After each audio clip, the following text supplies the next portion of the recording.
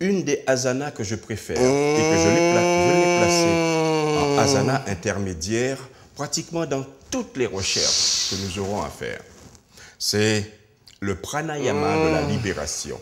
Si vous adoptez seulement cette respiration le soir en rentrant chez vous, le faire une vingtaine de fois ou une dizaine de fois, après une année, je vous le garantis, votre corps va rajeunir de 3 ou 4 années. Je place le bout de mes doigts sous mon plexus solaire, légèrement plus haut quand même que le plexus solaire. Seulement les mains sont dos à dos. Pourquoi? C'est pour, au moment où je vais rapprocher mes doigts vers mon corps, cela oblige mes épaules à aller vers l'avant. Pourquoi? Pour bien placer l'alignement de la colonne vertébrale, mais pas tout. Quand je fais cela, je vais fléchir les jambes légèrement. La distance entre mes jambes, chaque pied, environ 50 cm. Les jambes fléchées, je vais pousser sur le sternum et en faisant cela, cela m'oblige à envoyer les épaules loin devant. En faisant cela, je provoque une intention de digitopression sous la colonne vertébrale qui va être pressée par les muscles du dos. Mais les poumons se trouvent en arrière. Par conséquent, ils vont me pousser à expirer, à vider les poumons. C'est justement ce qu'il faut faire. Et je vais provoquer une pression, un appel d'air, un appel d'énergie qu'on appelle une grande ventilation avec le mouvement de l'inspire, mais aussi avec le mouvement de mes bras qui vont partir loin devant. Et en même temps, les jambes vont se redresser. Considérez votre maison, votre corps comme une maison, et là, vous êtes en train d'ouvrir les volets le plus important de cette maison. Votre poitrine, c'est le balcon. Et là, je suis en inspiration. J'étire mes bras pour les rendre le plus longs, tout les envoyer en arrière le plus possible. Et je garde cette position en essayant encore davantage de faire rentrer de l'air dans les poumons. Quand je sens que je ne peux plus faire rentrer de l'air et il faut expirer, j'emmène mes bras en croix et je les décontracte. Et là, je les lâche tout simplement pour qu'ils puissent tomber. Ça montre cette partie du corps est bien décontractée. Maintenant, la tête, les vertèbres cervicales. Je mets la tête légèrement sur le côté, j'envoie la tête légèrement en arrière pour m'assurer de sa souplesse. Maintenant, je le laisse tomber en avant. Je ne le descends pas, je le laisse tomber avec son poids. Il doit rebondir comme une balle. Vous ressentirez que cela étire sur tous les cordons des fils de la gouttière de la colonne vertébrale. Et cela fait un bien considérable. En somme, qu'est-ce que je viens de faire avec la tête?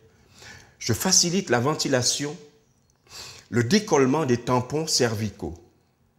Et cela me permet de vivifier cette partie du corps qui va permettre au cervelet d'être mieux alimenté pour que le cerveau puisse recevoir le message et que tout mon corps puisse être bien. Lorsque j'ai fini ce mouvement, je veux inspirer. Mon corps a toujours besoin de tendresse qu'il attend des autres. Mais ce corps, je cherche avec lui la communication. Alors je mets un peu l'image du chien quand il a envie de me dire « Est-ce que tu m'aimes ?» qui met la tête sur le côté. Ou alors l'oiseau qui me voit arriver et qui ne sait pas si je suis son ami, qui met la tête sur le côté pour me demander ce que je fais avant de s'en aller. Alors mon corps est un corps animal. Je l'emmène vers le contact pour qu'entre lui et moi, le lien puisse être. Je ramène mon épaule et je mets ma joue sur l'épaule. Le corps le considère alors, puisque je vais inspirer, je viens d'expirer. Comme je vais inspirer, le corps va le traduire comme la manifestation d'un baiser, comme si je respirais une fleur. Mais mes mains, instinctivement, vont avoir tendance à glisser pour monter en même temps. Et ensuite, j'expire, ce que vous appelez soupirer. Puis, je recommence. Je vais faire cet asana 3 fois.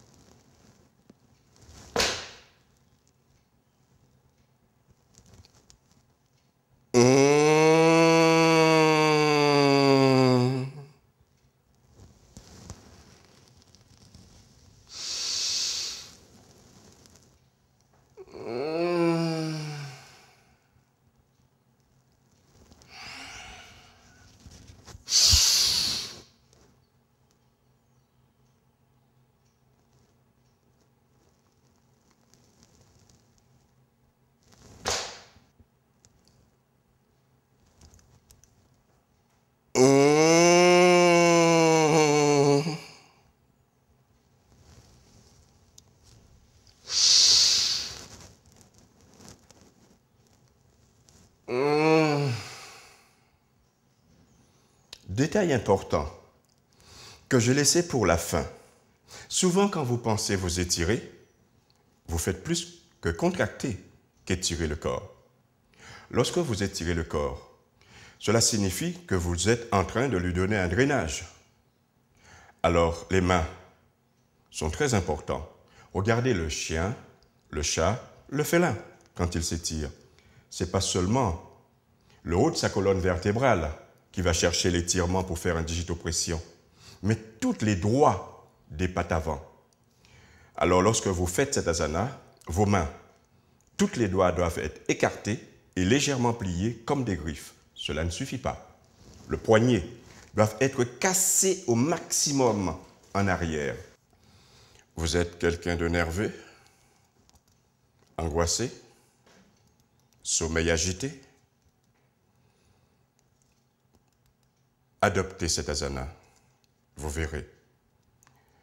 Après 2-3 mois, tout ce que je viens de dire comme anomalie qui détruit très souvent l'équilibre de votre vie restera qu'un souvenir.